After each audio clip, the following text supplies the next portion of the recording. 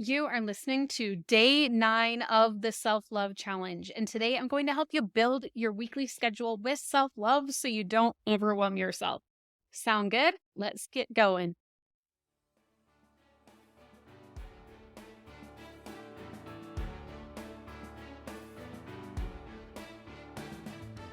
Welcome to the Self Love Challenge series on Wife Teacher Mommy, the podcast. I'm your host, Kelsey Sorensen, a former teacher, current homeschool mom, and certified life coach. Whether you teach in a traditional classroom or from your kitchen table, I'm here to help you not only survive, but thrive as an educator. Let's go on a self-love journey over these next 14 days so you can pour some of that same love you give to your kids, your families, your communities, to somebody who deserves it just as much, yourself. To get started with the free self-love challenge, I recommend starting from the first episode and listening through each day. But to get the full challenge experience, go to wifeteachermommy.com/self-love-challenge to register for free to get the scorecard to track your progress, a daily email with the link to your audio coaching lesson, and your journal prompt. It is free and registering will get you more support with the challenge. Now let's get to today's coaching lesson.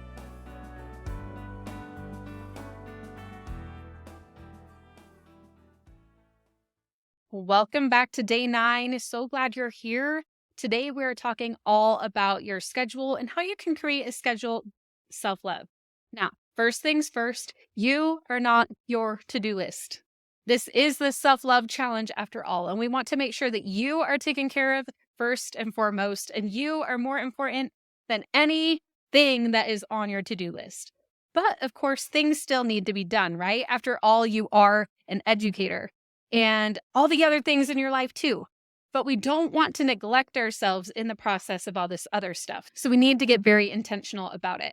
Yesterday, we talked all about alignment versus balance. So now that we've gotten clear on what we want and the direction we want to go in our lives, we want to keep in mind, we want to keep that in mind as we plan out our weeks. And this will also help us overcome something called the urgency effect.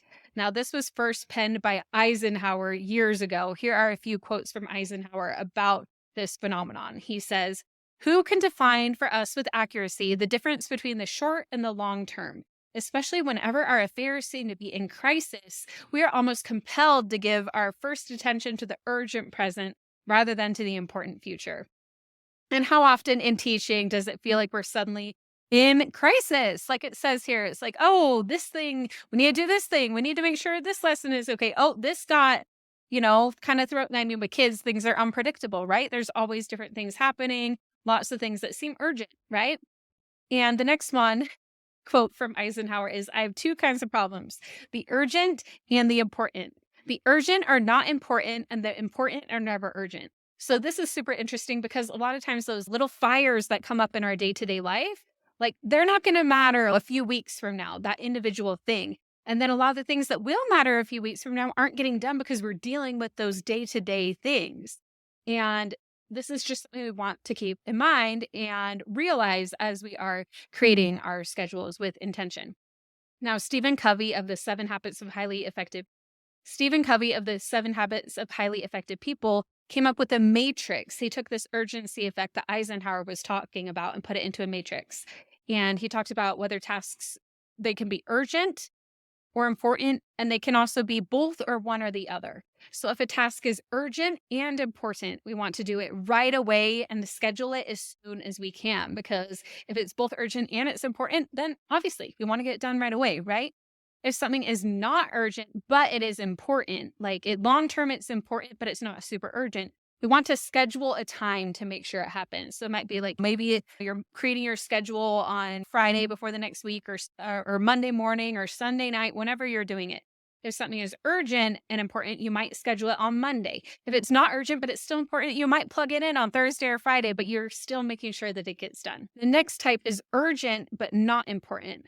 This is where you try to get a little creative. If something is urgent and important, you might see if you could delegate it. This isn't always possible, but let's say, for example, it is urgent that you need groceries to feed your family. Urgent, important, it's urgent. Like you need groceries to feed your family, right? But doing the grocery shopping right this instant maybe isn't important. So maybe you could do online grocery pickup or delivery. Maybe you could also, if you're a school teacher, you could find parent or kid, like you could find parents to come and help in the classroom, depending.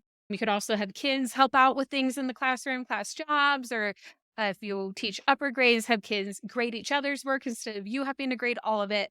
There are different ways that you can try to delegate things.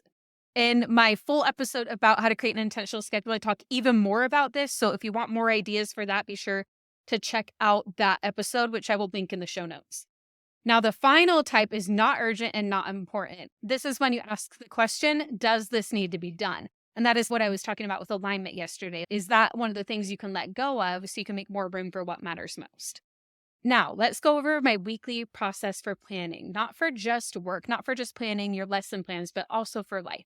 So here's what I do. I do a brain dump, and a lot of times I'll do that on like a Sunday night, or I've actually been getting better lately at doing it on Friday at the end of the week so I can like just rest easy on the weekend, but it can be whatever works for you. Now, you do a brain dump of all the things you can think of that you need to do. Next, you go through and you analyze the list, thinking of the urgency matrix above and prioritize. The next thing you do is use your ideal week as a starting point to plan your week. Good morning. I wanted to tell you about my experience with coaching with Wife Teacher Mommy. I have been personally coached a few times. One on the first day I joined an online call, and it really helped me to take the blame from myself and how I always take on the blame, and learn to realize that there are a lot of circumstances that you cannot control. So that has really made an impact on my teaching career and my personal life. Overall, I would say that belonging to the Wife Teacher Mommy Club has made a huge impact on my teaching and my resources. Most of my friends ask me, my teaching friends ask me, where did you get that? Oh, it's that club you belong to. And so that's always fun to say. I highly recommend it. And if you get a chance to be coached or listen to somebody else being coached, you get so much out of it. Best of success. I hope to see you on a coaching call.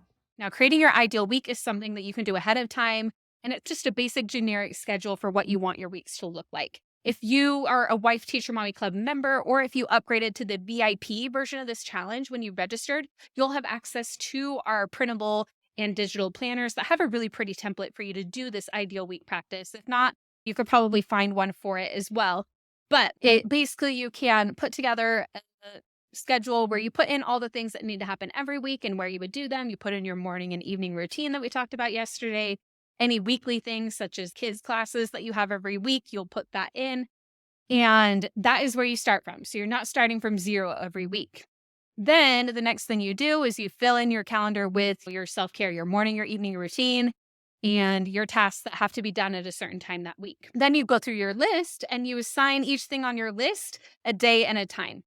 Again, if you upgraded or you're a club member, you'll be able to plug this right into the colorful planner that you have access to. And make sure that as you do this, you're not booking your schedule completely full. You want to leave some time for the unexpected to come up, because we know that is going to happen. And we also want some open space, just to have that open space for ourselves. That is an act of self-love, having open space on your calendar. And then evaluate at the end of each week how it all went, so you know how you could change things in the future if you need to. Now, there are reasons that sometimes we don't stick to our schedules. One is trying to fit too many things into a small time frame. Another is not having open space for when things do come up. We can also not follow through for other reasons, like how we were feeling. What was our mindset? Did we just decide not to do it because we didn't feel like it?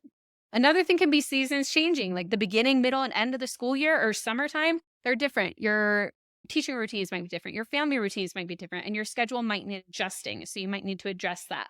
And the final one, which we're going to talk about tomorrow, is lack of boundaries and people pleasing. It could be something came up for someone else and you said yes to them and no to yourself. You didn't find a time to move that thing that was important to you to make time for them, because again, maybe you didn't leave that open space for things like that to happen. Because at times we do want to help people, but there are times where our schedule is so overloaded that when we say yes to someone else, we are saying no to ourselves at the same time. So we want to create our schedule in a way where we have open space for things like helping people, where it doesn't impact ourselves as much. Whatever it doesn't go as you planned and certain things on your list didn't get done, give yourself grace and self-love, and then just go back to being the observer and see what you can do better next time.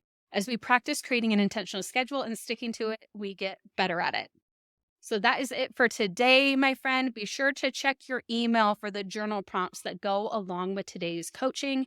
If you haven't registered yet, it is free to register for the challenge and get the journal prompts sent to you via email and the reminder to come do this challenge coaching each day.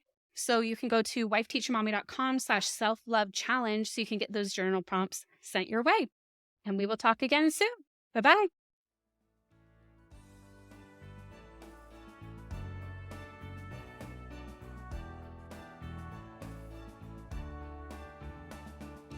Thank you for participating in our self-love challenge. For the complete challenge experience, make sure to go to wifeteachermommy.com/self-love challenge to get the scorecard and a daily email with each of the journal prompts for free.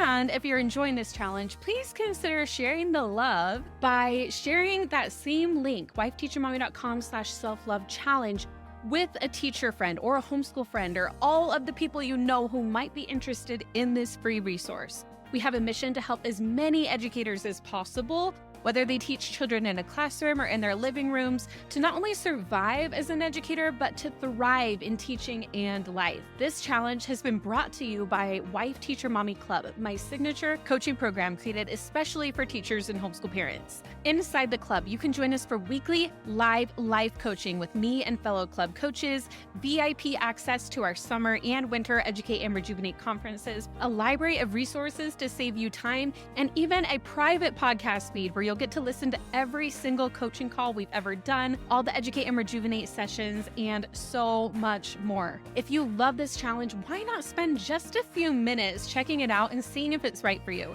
It may just be the ultimate gift of self-love that you could give yourself, because it'll help you take what you've learned in this challenge from the 2x level to the 10x level. So go to wifeteachermommy.com/club to learn more. I would love to see you there, but either way, I will keep seeing you right here on Wife Teacher Mommy, the podcast.